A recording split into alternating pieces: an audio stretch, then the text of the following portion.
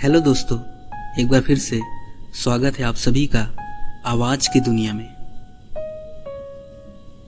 जैसा कि आपको पता है, अपने इस चैनल पर हम आपको हर एक प्रकार की रहस्यमयी से लेकर जादुई और अच्छी से अच्छी कहानियां सुनाते हैं। और हम सुन रहे थे माहिरा की कहानी, जिसका 3 पार्ट हम पहले ही कवर कर चुके हैं। तो यदि आपने अभी तक वो नहीं सुना है तो पहले आप उसे जाकर प्लेलिस्ट में आई बटन पर आपको दिख रहा होगा, वो जाकर पहले सुन लीजिए। जब आप वो सुन लेंगे, आपका बैकग्राउंड क्लियर होगा कहानी का, तब आपको इसमें मजा आएगा। और यकीन मानिए, कहानी बहुत ही इंटरेस्टिंग है। और आज हम सुनने वाले हैं पार्ट 4, जो है विश्वासघात। तो आइए वीडियो को स्टार्ट करते हैं।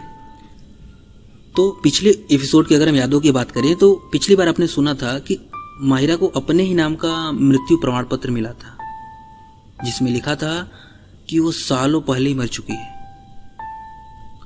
और उसे एक लिफाफा भी मिला जिसमें लिखा था, माहिरा तू सचमुच जिंदा नहीं है, बस तेरे सांसें बाकी है। और आज की कहानी वहीं से स्टार्ट होती है। माहिरा रात भर जागती रही। उसके मन में सवालों का तूफान उठता था कि आखिर ये सब कौन कर रहा है और क्यों। आरव उसे समझा रहा था, डर मत, हम सच का पता लगा लेंगे। लेकिन उसकी आंखों में भी चिंता साफ झलक रही थी।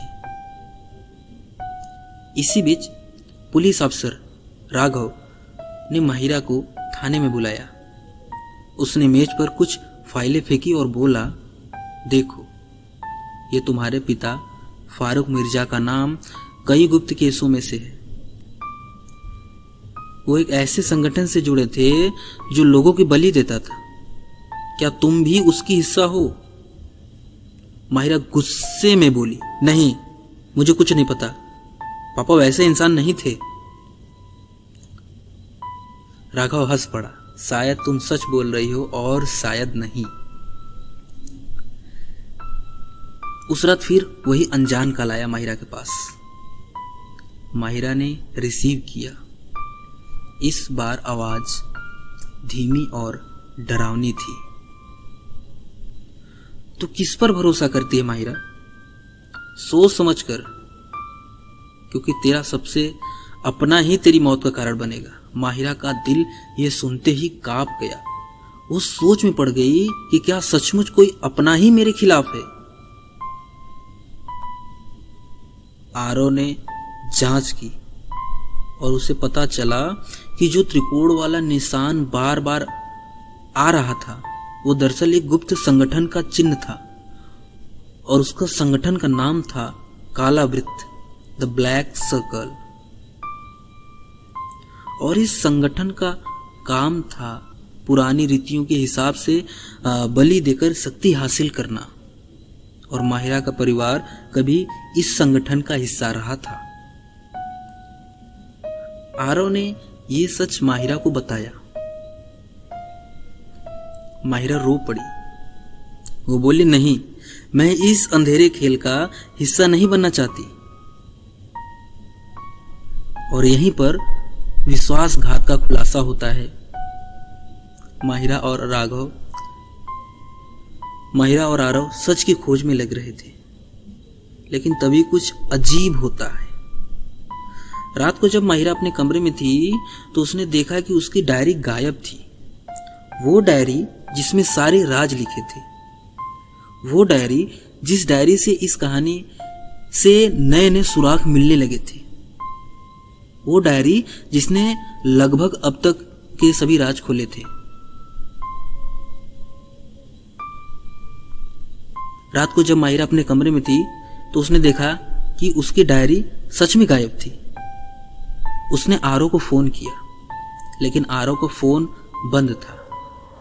वो घबराती हुई बाहर निकली। उसने आरव को देखा, वो उसी डायरी को पढ़ रहा था। माहिरा चौंक गई, आरव, ये डायरी तुम्हारे पास कैसे आई? आरव चुप रहा।